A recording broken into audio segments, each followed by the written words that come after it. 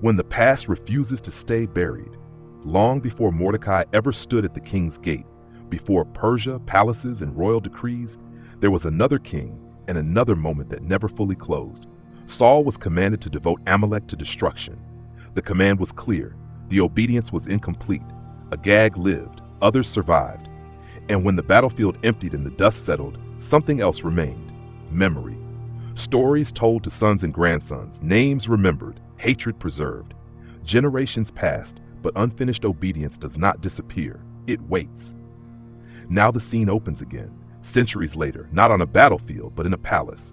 Ahasuerus reigns. Officials move through marble corridors. Power is visible, structured, unquestioned, and among the king's men is one introduced by lineage as much as by position. After these things, King Ahasuerus promoted Haman the Agagite, the son of Hammedatha, and advanced him and set his throne above all the officials who were with him. Esther 3:1. Scripture names his ancestry for a reason. This is not merely a family detail. It is a reminder that unfinished history has a way of resurfacing, and that ancient wounds can wait generations for their moment. History has entered the room, and then there is Mordecai. He is not loud, he is not prominent. He sits at the king's gate, one official among many. But when the king commands honor, something quiet and decisive happens. All the king's servants who were at the king's gate bowed down and paid homage to Haman, for the king had so commanded concerning him. But Mordecai did not bow down or pay homage. Esther 3:2.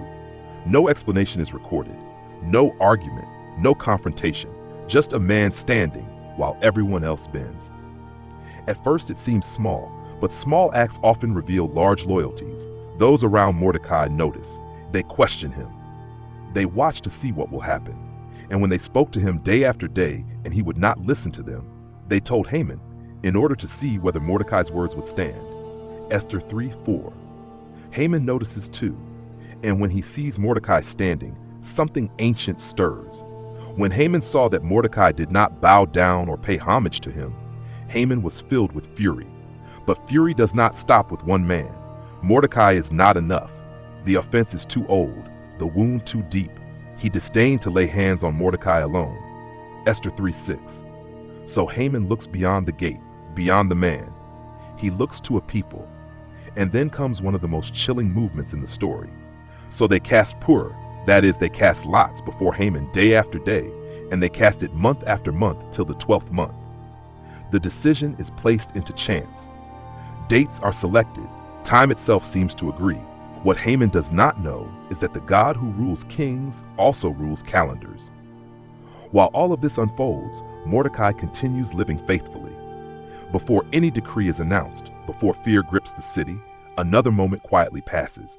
In those days, as Mordecai was sitting at the king's gate, Mordecai learned of the plot, and he told Queen Esther, and Esther told the king in the name of Mordecai. Esther 2:21-22. The king's life is spared. When the affair was investigated and found to be so, the men were both hanged on the gallows, and it was recorded in the book of the Chronicles in the presence of the king. Esther 2:23. Recorded, documented, and forgotten. No honor follows, no reward. The story simply moves on. How familiar that silence feels. Then the decree is published. The words are official, the threat unavoidable, and letters were sent by couriers to all the king's provinces to destroy, to kill, and to annihilate all Jews, young and old, women and children, in one day. Esther 3:13. The city reacts. Confusion spreads. Fear settles in. Mordecai tore his clothes and put on sackcloth and ashes and went out into the midst of the city, and he cried out with a loud and bitter cry. Esther 4:1.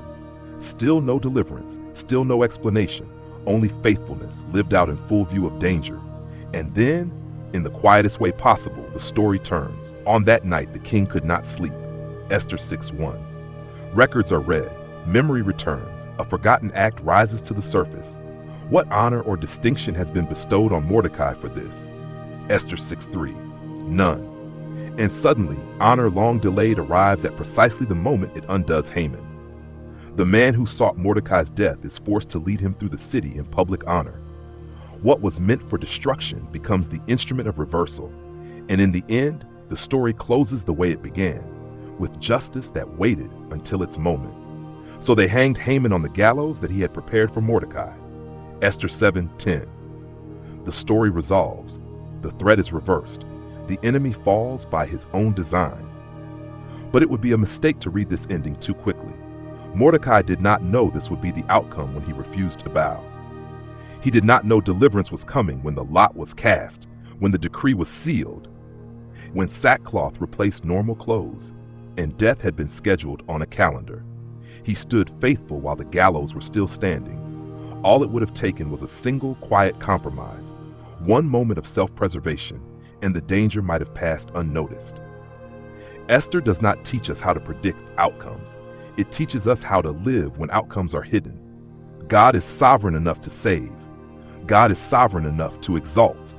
And God is sovereign enough to allow suffering when it serves purposes we cannot yet see. Scripture never promises that every faithful servant will be spared.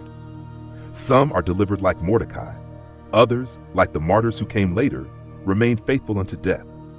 The same sovereign God reigns over both stories. For my thoughts are not your thoughts, nor are your ways my ways, declares the Lord. Isaiah 55:8. The question Esther quietly presses on us is not whether God can reverse the decree. It is whether we will remain faithful when the decree still stands. Perhaps God is preparing to save and exalt someone today. Perhaps the burden will not be lifted yet. The presence of God is not measured by outcomes. It is revealed in faithfulness when obedience is costly. Mordecai stood when others bowed, not knowing how the story would end. And now the story turns its gaze toward us. What will we do when the past rises up against us? When faithfulness is unnoticed? When the calendar seems sealed and obedience feels dangerous? The God who governs kings and calendars has not stepped away. That is not a promise of ease. It is a call to trust. As we sit with this story, take a moment to reflect on where faithfulness feels most costly for us right now. Where does a small compromise seem tempting? Not because we want to rebel, but because it feels safer or easier.